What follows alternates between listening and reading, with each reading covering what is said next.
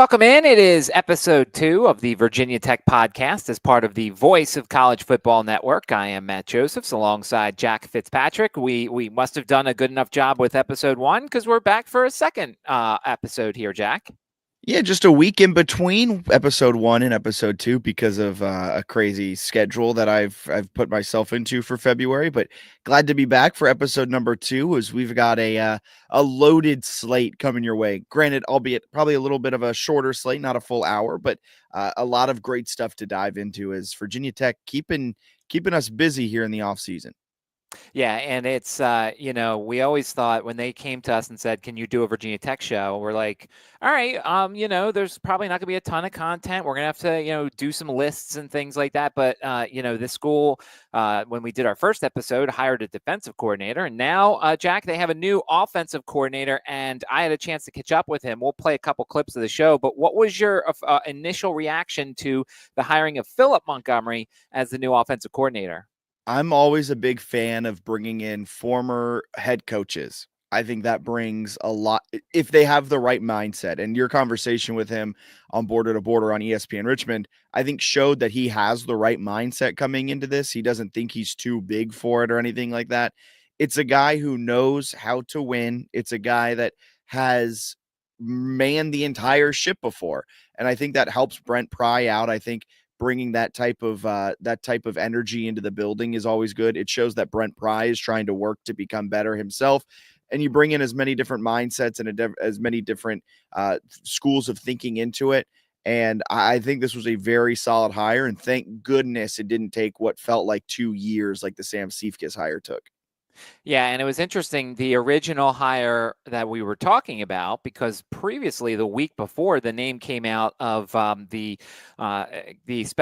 coach from the Bills who had William & Mary ties, and I was very intrigued by that because looking at William & Mary's offense under him, they wrote an article in The Athletic about him, and so I was getting really excited. But then nothing really happened for like a week until they announced this name.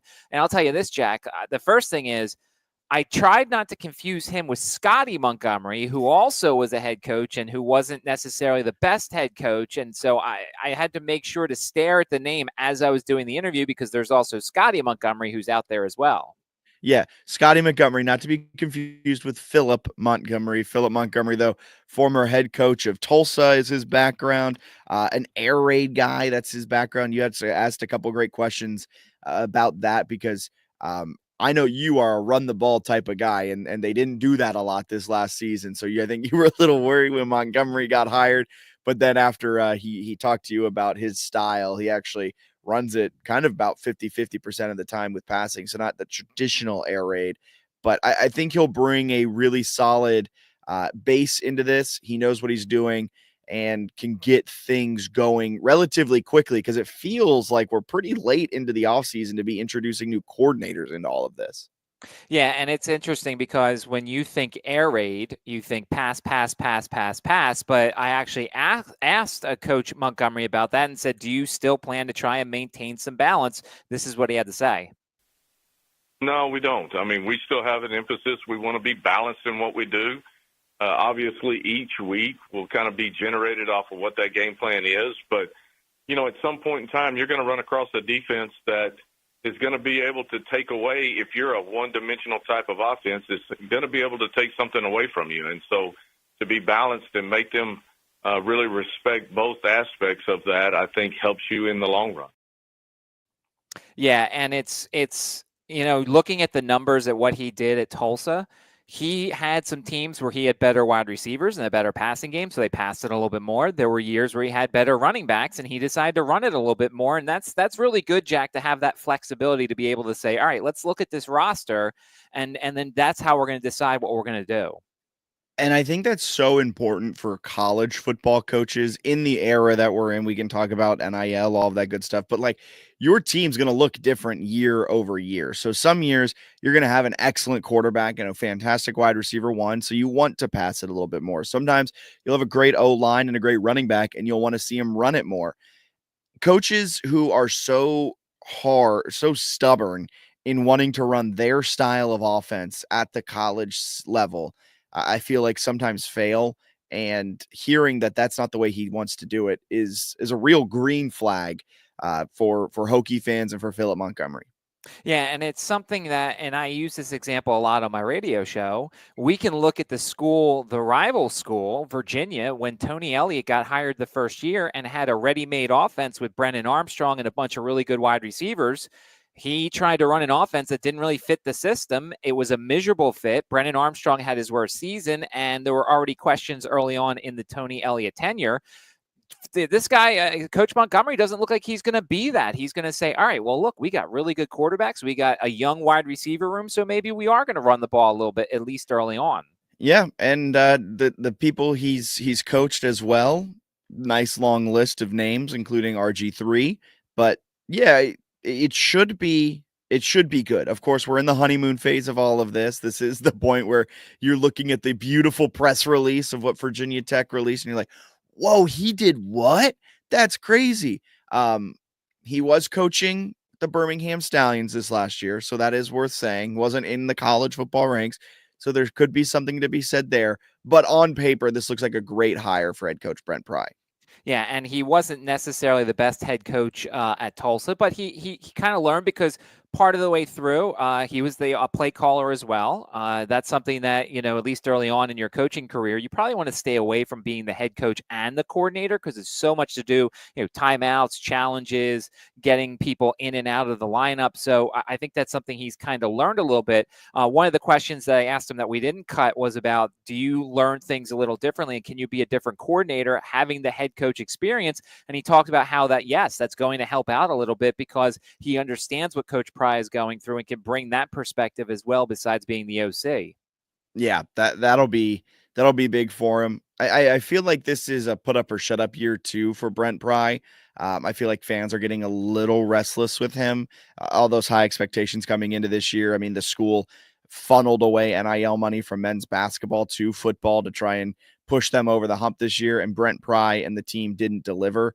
And going out and getting Philip Montgomery, going out and getting Seifkis, are the hires that tell me that Pry feels like this is some heat on him a little bit. And yet going out and getting that former Tulsa head coach, bringing him in, allowing him to help out in the ways that I think he will. Big time hire for Pry, as he feels I think there's some kindling being put under his seat. Yeah, and I liked how he admitted that, previously with the other coaches he's had, he hasn't done a good job of building coaching chemistry. Yeah. And he talks about, we focus on two kinds of chemistry, players chemistry and players and coaches chemistry, but we never really focus on the coaches chemistry. And he admitted in that press conference that he hasn't done a good job fostering relationships within his coaching core. And now he's trying to do that. And I think that's going to help a little bit because remember, they brought in the West Virginia offensive line coach, and he's a really good one and brought several offensive linemen from West Virginia with him. But you need a cohesion between all the different unit coaches. That's a great point, because I don't think we realize how many hours these guys spend together in the same room. And for all intents and purposes, they are coworkers. And imagine being in the same room of a coworker you hate 12 hours before the biggest, most pressure-packed moment of your life up to that point. And if you do not have that chemistry, things can go wrong. We've seen it at times with blow-ups on sidelines and other programs, and that has caused rifts across teams. Didn't see that with Virginia Tech, but it's good that Brent Pry saw that issue, addressed it, and has hopefully fixed it with some of these hires. Another thing that Coach Montgomery talked about was tempo and how much he wants his teams to go. And I asked him about that on my interview on ESPN Richmond. As a weapon and as a tool to be able to manipulate and do things within games, try to keep defenses off balance. Put them in positions where they don't feel comfortable. But we want to be aggressive. We want to be attacking, and we want guys to understand we're going to use the whole field when we do it. Yeah, and that was something that kind of was bothersome. I mean, Tech seemed to be the special team that always threw the ball behind the line of scrimmage and then expected their wide receivers to do a lot of the work in terms of getting the first down. Philip Montgomery's offense is a little bit more down the field, which is something we kind of thought we were going to get last year, and unfortunately we did not. Yeah, I love your annoyance with last year's Virginia Tech offense. I think it was evident when he left the job to go to Ohio State to become the offensive line coach up there. He played a very, very. If you said, Jack, what do you expect a offensive line specialist who is an offensive coordinator? What would you expect his offense to look like? That's what I would say when he had the talent to maybe lean more into this air raid-esque type of Philip Montgomery style. So hopefully Pop Watson or Drones or whoever the quarterback is week one gets the opportunity to open some things up. Yeah, and that leads us into the next soundbite where I asked him basically about how excited he is to work with Kyron Drones and Pop Watson, who I think will see the field this year. Yeah, I think both of those guys and some other guys in the room I think are really talented guys, and it's one of the things that really attracted me to really go after this job. This is a job I really wanted and pursued and was fortunate enough to be here and really honored about that. But, you look at the quarterback room, you look across college football, teams that got trigger guys that got established quarterbacks, you have a better chance of being successful and getting those guys on the right track. And so I'm excited about both of them. Look forward to working with both of them, watching them kind of grow, develop, learn, mature, because I think both of them got great futures.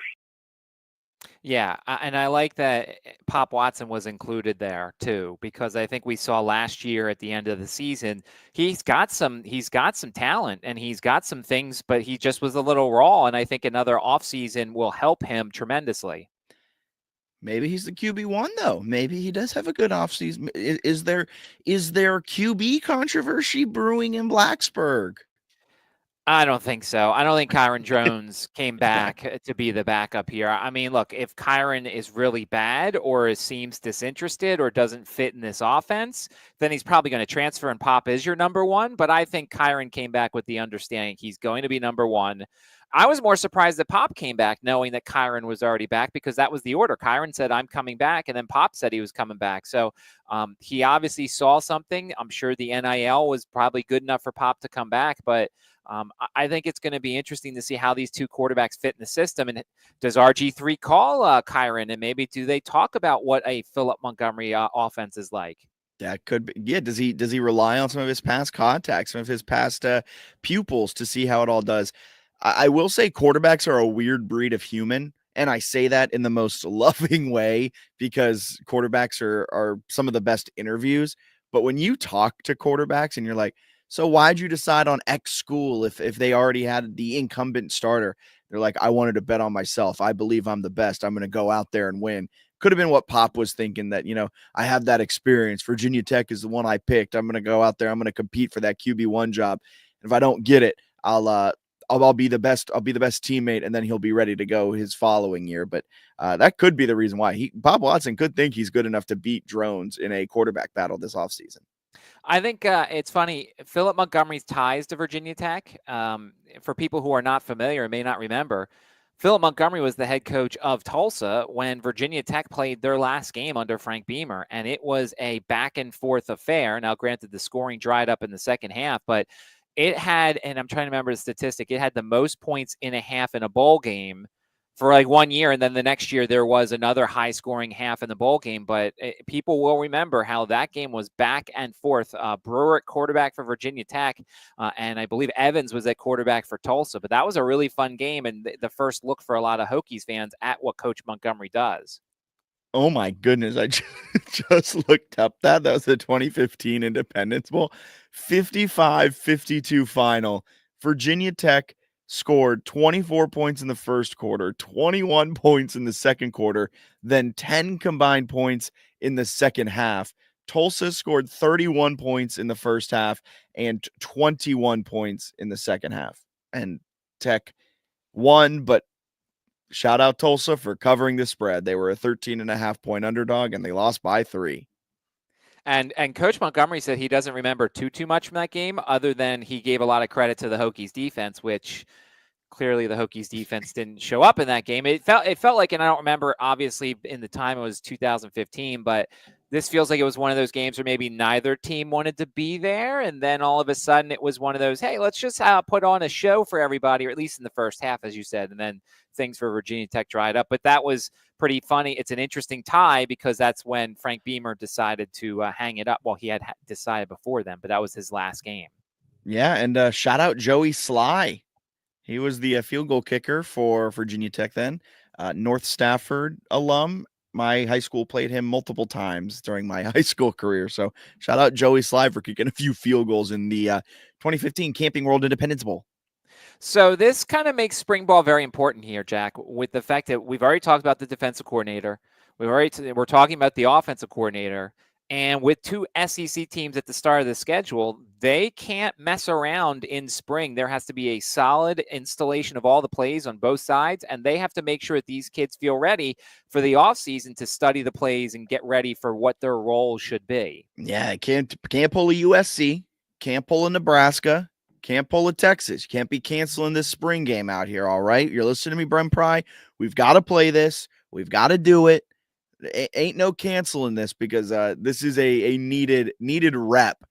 Spring practice becomes extremely important. Heck, the spring transfer portal window now becomes very important too because you have a new defensive coordinator, a new offensive coordinator.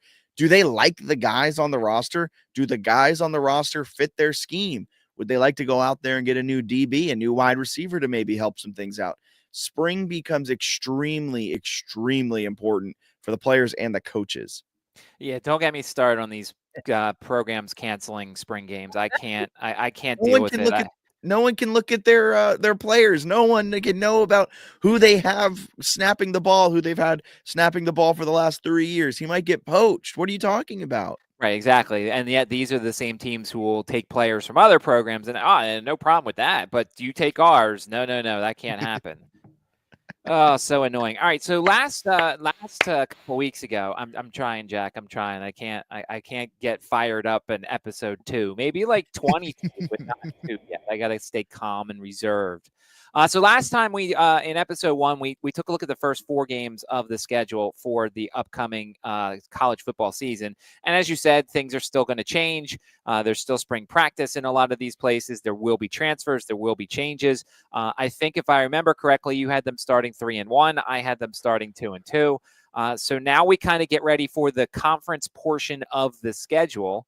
And we had the September 27th, a Saturday in Raleigh, North Carolina against NC State, Carter Finley Stadium.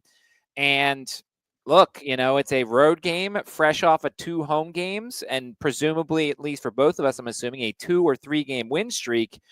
This is important because, you don't want to get too far behind in the conference, Jack, and NC State's good, but they're not great or anything like that. No. And I think my gut says this is a loss, though. Like, my gut says your first conference game on the road in Raleigh, that's a raucous atmosphere. You know how intense NC State fans are. I believe you got on their bad side early on last college football season at one point. I did. So you know the wrath of the Wolfpack. I think coming off of your home game against Vandy, home game against ODU, a home game against Wofford, your only real road game was a neutral site game in Atlanta, Georgia. Your first true road game of the season, that'll be tough. That'll be tough to go down there. You don't want to put yourself behind the 8 ball, but the ACC, I don't think has a world beater in it this year that's going to go undefeated in conference play. People will try to tell you it's Miami. It won't be Miami. They'll lose 3 very important games at some point in the season. But that's besides the point. So I think they fall in this game, and I think it's kind of a wake-up call after a hot start to the season. Yeah, and I'm looking here to see what NC State's first 4 games are. East Carolina, Virginia. They're playing Virginia in a non-conference game, which is always interesting. At Wake Forest, at Duke. So they have 3 presumable conference opponents before they even get to Virginia Tech. Their non-conference games are kind of towards the middle of the season. So a little bit of desperation time potentially, especially if those first 2 road games at Wake and at Duke don't go their way. So you're going to get an NC State team that could be desperate to maybe stop a 2-game losing streak. Or an NC State team that's also 2 up in the conference already and feeling good about themselves at home. Their first conference home game. So like whether it's either end of the spectrum, even if it's in the middle of the spectrum, if you're that early in the season and picking up your second conference loss or your third conference loss, you feel like you're putting yourself really behind the 8 ball then. So that's a tough draw early on for Virginia Tech against an NC State squad that will have already played 2 conference games, like you said, against 3 conference opponents. That's a tough way to open it up. Plus, it's your first true road game of the season. Right. Right. Exactly. Considering how they are starting the season, and it's going to be essentially a road game. I feel like there will probably be more South Carolina fans, but it's of course a neutral site. Saturday, October 4th, Wake Forest comes to Blacksburg, and Wake Forest is a team that in the past you'd sit there and say, well, they've got a really good offense, and I mean, that could certainly change. They're bringing in a ton of transfers with the new head coach coming from Washington State. They had a couple of days during this offseason where they brought in a whole bunch of guys. And so I think Wake Forest is in a little bit of transition. And so this is an opportunity to get, a win at home against a team that may be still trying to figure itself out. Wake Forest picked up a huge wide receiver from the Division II ranks. He was a baller at Virginia Union here in Richmond, Virginia. They got him to transfer there. He was being courted by a ton of Power 4 teams. I mean, heck, a ton of teams across the entire nation. But new coach, new roster. Wake Forest should be in a down year this year. This is an opportunity for Virginia Tech to bounce back, get a win. I think this week and the next week, October 11th, could set them up well for a couple quick bang wins against lesser opponents. And this is Wake Forest's first road game. They will have played 3 straight at home, then had a bye week, and then played another home game. So this will be their first road game of the season, which will be interesting with that team that's kind of figuring themselves out. They do start a little soft, Kennesaw State and Western Carolina at home. Then 5 days later, they play NC State before the bye. And then after the bye, they get Georgia Tech. Before playing at Virginia Tech. So that's another thing that kind of goes in their favor. And look, this is where, Jack, the fast start is going to help, because if Tech struggles out of the gate by this time next season, maybe Lane is not as crowded. Maybe Lane's not a sellout. So they really have to start fast and get that 3-1 start. You said maybe lose at NC State, but then win this game. But, you got to keep your fans interested to make that home field advantage matter. You really do, because it feels like maybe I'm being too overly dramatic, and I'm taking everything that I read on Twitter at face value. And of course, we know that's not always true, but it feels like it's almost at a tipping point where people really are starting to get a little fed up with kind of the lack of consistent success, especially after this last season. Yeah. And look, I think it's like this, and I'm not singling out Hokie fans. I think Hokie fans are fantastic, but I'm also saying that, like any fan base in college football, a slow start after a disappointing year is a recipe to people starting to sell their tickets and starting to kind of look elsewhere for things to do on their fall Saturdays. So I'm just, it's just something to kind of watch out for. Yeah, next game. Excuse me? I said, yeah, monitor. Oh, yeah, certainly something like that. Next game, Saturday, October 11th. A road game at Georgia Tech down in Bobby Dodd Stadium, a Georgia Tech team that was very impressive last year, a Georgia Tech team that, much like everybody else, is in transition. They've got some new players that they're going to try and work out here, but Bobby Dodd has traditionally been a tough place to play. This is a game that you'd like to see them win, but could be very tough. Especially the fact that Georgia Tech's coming off of a bye week. So they have that extra rest. It's the rest disadvantage for Virginia Tech. You are starting the season off with these 6 games in a row. This is the 6th. After this, you do get that bye week. So how do you approach it? How do the guys get into it? Because you see that off week coming up. This is a Georgia Tech team that typically, yeah, it's tough to play them at Bobby Dodd, but overall, it's not necessarily a world beater team. This could be at a point in the season where you're looking to move to 2-1 in ACC play, potentially looking at 3-1, 4-2, 5-2. And if you're sitting at 5-2 going into your off week, middle of October, things are feeling a lot better than they would be if you fall to Georgia Tech. All of a sudden you pick up potentially 2 conference losses. Heck, probably not 3, because I don't think you're losing to Wake Forest at home, but this is a sneaky, very big game. And Georgia Tech being on that bye week, coming off of that bye week, will give Virginia Tech a lot of issues that I don't think they otherwise would have to run into. Yeah, and this will be a Georgia Tech team that has already played at Colorado. They will have hosted Clemson, so they will have had a couple of tough games: Gardner Webb, Temple, and at Wake Forest. So the other games early on in Georgia Tech's schedule. So it's really one of those road trips. I haven't had a lot of faith in a lot of road trips that Tech has made the last couple of seasons. I probably won't have a lot of faith in this one, but it's an opportunity to show people with the new offense, the new defense, and everything. This is not the same team, and they can win on the road, especially in a tough place like Bobby Dodd. Yeah, it'll be fun to see. And then we get an interesting game, to say the least. And I'm only saying that because we don't know what date it is. It's either a Thursday night game or a Friday night game against Cal, which that ESPN knows how good Blacksburg is on a Thursday night, and you knew they're going to try and get one in there. But to have Cal come over and be that opponent and flying across the West Coast, let's just say this: if Virginia Tech doesn't win this game, then it would be a massively disappointing season, and it would be a massively disappointing night, whether it's a Thursday or Friday night. This game will be the first time Cal plays outside of the state of California since August 30th. They begin the year in Corvallis, Oregon. Then after that, California. Oh, wait, they got a Boston, Matt. I missed the Boston College game. So retract everything I just said. Might as well be California with Boston College, but whatever.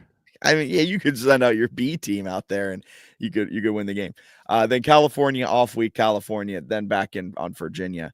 That throws off my entire take because my eyes saw the A's going down the line of the schedule there, and I saw MA and my mind made it CA. But if you don't win this game, your season's over. Good luck. Have fun in 2026. Pack it up. Don't need to finish out the year. We're out. And by the way, I do think it's funny. Cal has two of those games where we don't know the day, because the game before that, when they host North Carolina, that could be on a Thursday or a Friday night. So the ACC sat there. They're like, we know who we want to play, but we don't know where we want them to play and what day we want them to play. So, look, Cal was decent last year. I mean, certainly you could have said they could have won that Miami game last year if the officials didn't help Miami out in that sort of situation. But, it's a Cal team that's kind of getting used to being in the conference. Remember, they're still not taking any TV revenue. That's another one of the things that was part of the whole deal and everything. They're taking less of the TV revenue, but it's look, if you're Virginia Tech, you cannot lose to Cal. You certainly cannot lose to Cal on a Thursday night or a Friday night. That's for darn sure. And it's a Cal with a new quarterback. Their quarterback, Fernando Mendoza, left the program to go to Indiana. So you got a whole new quarterback in there. Mendoza was good for you last season. And you're going to restart from scratch there. Cal should not be a world beater this year. They weren't a world beater last year. They'll probably finish in the bottom half of the ACC. Let's see. You got to win this game. Like, regardless of what coming into this game, you're riding 3 games in the ACC. If you go 1-2 in that, your season's not over. But if you lose to Cal, your season's over.